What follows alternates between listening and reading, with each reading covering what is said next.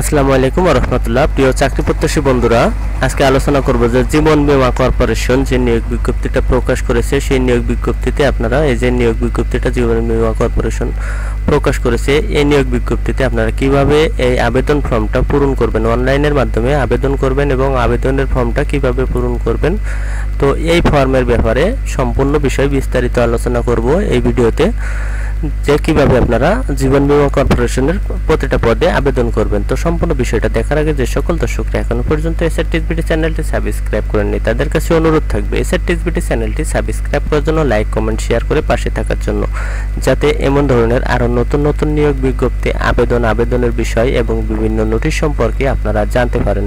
তাছাড়া এই চ্যানেলে যে সকল নতুন দর্শক আছে তাদের কাছে অনুরোধ থাকবে চ্যানেলটি সাবস্ক্রাইব করার জন্য এবং সকল দর্শকদের প্রতি অনুরোধ থাকবে ভিডিওটিতে একটি লাইক করার জন্য। তো চলুন আজকের আলোচনার বিষয় বিস্তারিত দেখে আসি। তো এখানে এই যে ফর্মটা আপনারা দেখতে পাচ্ছেন যে জীবন বীমা কর্পোরেশন, তো এখানে এই ফর্মটা আপনাদের কিভাবে ওপেন করবেন এবং এই ফর্মে আপনারা কিভাবে পূরণ করবেন সে বিষয়ে বিস্তারিত আলোচনা করব। তো সম্পূর্ণ বিষয়টা মনোযোগ সহকারে দেখবেন, কেউ স্কিপ করবেন না, সম্পূর্ণ ভিডিওটি মনোযোগ সহকারে দেখবেন এবং এই ভিডিওতে একটি লাইক করবেন। তো এখানে প্রথমে আপনাদের একটি ব্রাউজার ওপেন করতে হবে, যে ব্রাউজারে আপনাদের গুগল সার্চ বারে এখানে লিখতে হবে আপনাদের jbc.teletalk.com.bd। তো এটা লিখে আপনারা সার্চ করবেন। তো সার্চ করার পরে আপনাদের সামনে এমন একটা পেজ সামনে চলে আসবে। তো এখান থেকে দেখতে পাচ্ছেন এই যে Jiban Bima corporation JBC power by Teletalk, তো এটার উপরে আপনারা ক্লিক করবেন। তো এটার উপরে ক্লিক করার পরে এখানে যে সার্কুলারটা প্রকাশ করেছে সেই সার্কুলারটা এখানে দেখতে পাবেন, যে সার্কুলার এই যে স্মারক নম্বর অনুযায়ী যে এখানে 8 এপ্রিল 2025। তো এটার উপরে আপনারা ক্লিক করবেন। তো এটার উপরে ক্লিক করার পরে আপনাদের সামনে আরও একটা পেজ আসবে। তো এই পেজ থেকে আপনারা এখানে দেখতে পাচ্ছেন যে অ্যাডভার্টাইজমেন্ট। তো অ্যাডভার্টাইজমেন্ট এখানে যদি আপনারা ক্লিক করেন তাহলে নিয়োগ বিজ্ঞপ্তিটা সম্পূর্ণ বিষয় বিস্তারিত সেখানে দেখতে পাবেন এবং অ্যাপ্লিকেশন ফর্ম, যেহেতু আপনারা আবেদন করবেন অনলাইনে, সেক্ষেত্রে আপনারা এখানে এই যে application form click here to apply online, তো এটার উপরে আপনারা ক্লিক করবেন যে অ্যাপ্লিকেশন ফর্মের উপরে। তো অ্যাপ্লিকেশন ফর্মের উপরে ক্লিক করলে আপনাদের সামনে এই পেজটা চলে আসবে। তো এখানে দেখতে পাচ্ছেন যে 3টে পদে জীবন বীমা কর্পোরেশন নিয়োগ বিজ্ঞপ্তি প্রকাশ করেছে, যে উচ্চমান সহকারী, অফিস সহকারী কাম কম্পিউটার মুদ্রা অক্ষরিক, অফিস সহায়ক। তো এই 3টা পদের নাম কিন্তু এখানে দেওয়া আছে। তো আপনি যে পদে আবেদন করবেন সেই পদের বাম পাশে যে গোল চিহ্ন আছে, এই গোল চিহ্নটা আপনারা মার্ক করবেন। তো এটা মার্ক করার পরে, যেহেতু আমি অফিস সহায়ক মার্ক করেছি, এখানে যে দেখতে পাচ্ছেন যে অফিস সহায়ক মার্ক করেছি, তো এরকম মার্ক করার পরে এখানে যে নেক্সট অপশন আপনারা দেখতে পাচ্ছেন, তো এই নেক্সট অপশনে ক্লিক করবেন। তো নেক্সট অপশনে ক্লিক করার পরে আবারও একটা পেজ আসবে, তো যেখানে আপনারা এখান থেকে নো সিলেক্ট করবেন। নো সিলেক্ট করার পরে নেক্সটে ক্লিক করবেন। তো নেক্সটে ক্লিক করার পরে আপনাদের সামনে কিন্তু সেই ফর্মটা চলে আসবে, কাঙ্ক্ষিত আপনাদের যে আবেদন ফর্ম, যে ফর্মটা আপনারা অনলাইনে পূরণ করবেন, সেই ফর্মটা কিন্তু আপনাদের সামনে চলে এসেছে। তো এই ফর্মটা আপনাদের সঠিকভাবে নির্ভুলভাবে পূরণ করতে হবে। তো কিভাবে নির্ভুলভাবে সঠিকভাবে ফর্মটা পূরণ করবেন সে বিষয়টা দেখুন। তো এখানে যে প্রথমে দেখতে পাচ্ছেন যে অ্যাপ্লিকেশন নেম, তো অ্যাপ্লিকেশন নেমে আপনার যে নাম, আবেদনকারীর যে নাম, সেই নামটা এখানে ইংরেজিতে লিখবেন এবং আবেদনকারীর নাম বাংলায়। তো আবেদনকারীর নাম বাংলায় এখানে সঠিকভাবে লিখে দিবেন। আমি যেহেতু আপনাদের বোঝানোর জন্য ফর্মটা পূরণ করছি, এখানে সঠিক কোনো তথ্য দেওয়া হচ্ছে না, কিন্তু আপনারা যখন পূরণ করবেন তখন অবশ্যই আপনাদের সঠিক তথ্যগুলো এখানে দিয়ে দেবেন। আপনাদের certificate, admit card, registration card অথবা এনআইডি কার্ডে আপনাদের যে তথ্যগুলো আছে, আপনার নাম, পিতার নাম, মাতার নাম, তো সব কিছু সঠিকভাবে এখানে লিখবেন। তো এখানে এরপরে দেখেন যে ফাদার্স নেম, তো ফাদার্স নেম পিতার নাম, তো পিতার নামটা এখানে আপনি লিখে দিবেন। এরপরে পিতার নাম বাংলা, তো পিতার নাম বাংলা লিখে দিবেন। মাতার নাম, তো মাতার নাম এখানে লিখবেন এবং মাতার নাম বাংলা লিখবেন। এরপরে দেখেন এখানে জন্ম তারিখ, তো ডেট অফ বার্থ, তো ডেট অফ বার্থ এখানে যে জন্ম তারিখটা আপনারা লিখবেন সে বিষয়টা এখানে দেখেন যে জন্ম তারিখের ক্ষেত্রে কিন্তু এখানে প্রথমে মাস, তারপরে দিন, তারপরে বছর।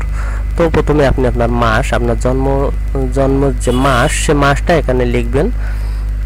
তো জন্ম মাস লেখার পরে এখানে আপনার যে জন্ম তারিখ, দিন, সেই দিনটা এখানে লিখবেন। এরপরে যে বছর, জন্মসালটা এখানে লিখবেন। জন্মসালটা লেখার পরে এখানে ন্যাশনালিটি অবশ্যই বাংলাদেশি থাকতে হবে এবং রিলিজিয়ন, তো রিলিজিয়ন এখানে যে ইসলাম, হিন্দুসিম, বৌদ্ধসিম, খ্রিস্টান, আদার্স, তো আপনার যে ধর্ম সেই ধর্মটা এখান থেকে সিলেক্ট করবেন। তো এখান থেকে সিলেক্ট করার পরে নিচে আসেন জেন্ডার, তো জেন্ডারের এখানে আপনার মেল ফিমেল থার্ড জেন্ডার, আপনার যে জেন্ডার সেই জেন্ডারটা আপনি এখানে সিলেক্ট করবেন। যদি কোনো মেয়ে প্রার্থী আবেদন করেন তাহলে ফিমেল আবেদন সিলেক্ট করবেন, যদি কোনো পুরুষ প্রার্থী আবেদন করেন তাহলে মেল সিলেক্ট করবেন। এরপরে ন্যাশনাল আইডি এবং বার্থ রেজিস্ট্রেশন নাম্বার। তো এই দুটো ব্যাপার কিন্তু এখানে গুরুত্বপূর্ণ একটা বিষয়। আবেদন করার জন্য আপনাদের এই দুটোর কিন্তু যে কোনো একটা অবশ্যই আপনাদের থাকতে হবে, অথবা জন্ম নিবন্ধন অথবা এনআইডি। তো যাদের এনআইডি আছে তারা এনআইডিটা এখানে ইয়েস করবেন। তো ইয়েস করার পরে এখানে এনআইডি নাম্বার, যে 10 সংখ্যার এনআইডি নাম্বার আছে, 10 সংখ্যার এনআইডি নাম্বারটা এখানে লিখে দিবেন। তো 10 সংখ্যার এনআইডি নাম্বারটা লেখার পরে এখানে বার্থ রেজিস্ট্রেশন নাম্বার এটা নো করে দিবেন। আর যদি কারোর এনআইডি কার্ড না থাকে তারা অবশ্যই এখানে বার্থ রেজিস্ট্রেশনটা ইয়েস করবেন। ইয়েস করে জন্ম নিবন্ধনে যে 17 সংখ্যার নাম্বার, সেই 17 সংখ্যার নাম্বারটা এখানে লিখবেন। তো যেহেতু আমি এনআইডি নাম্বারের এটা ইয়েস করে দিয়েছি, সেক্ষেত্রে এখানে বার্থ রেজিস্ট্রেশনটা নো করে দিচ্ছি। এরপরে আসেন যে পাসপোর্ট আইডি। তো পাসপোর্ট আইডি আপনারা এখানে নো সিলেক্ট করবেন। ম্যাটারিয়াল স্ট্যাটাস এখানে বিবাহিত কি অবিবাহিত সে বিষয়টা জানতে চাচ্ছে। তো আপনি যদি বিবাহিত হয়ে থাকেন তাহলে ম্যারিড সিলেক্ট করবেন, যদি অবিবাহিত হয়ে থাকেন তাহলে সিঙ্গেল সিলেক্ট করবেন।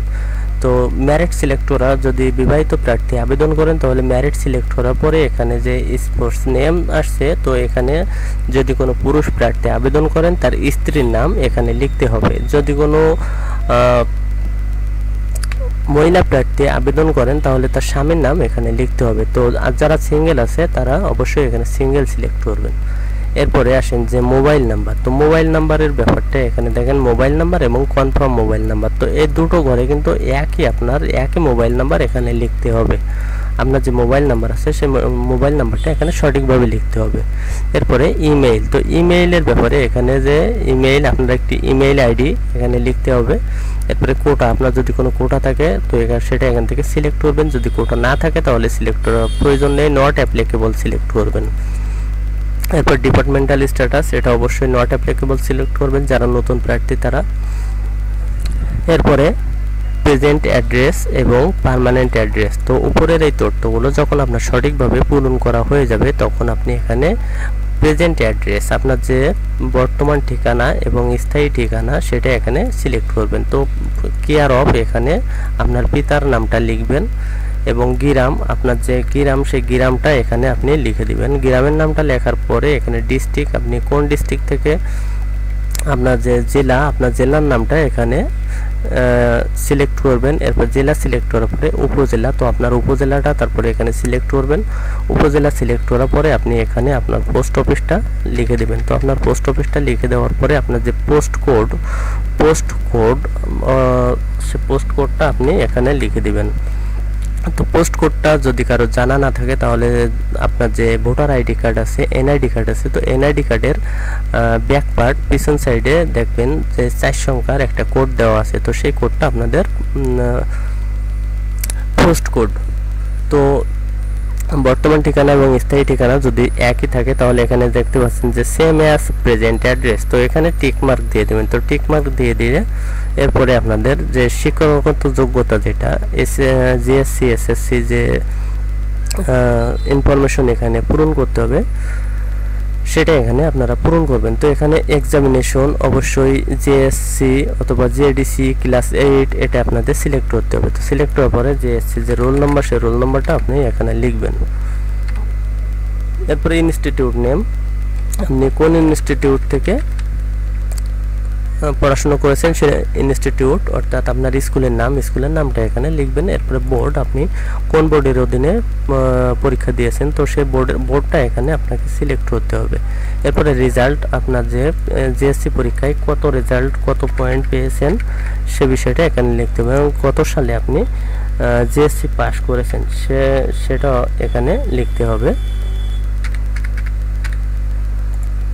তো জিএসসি দেওয়ার পরে জিএসসির পাশের সাল এখানে দেওয়ার পরে এরপরে নিচে দেখেন যে এসএসসি, যদি কারোর এসএসসি ইনফরমেশন থাকে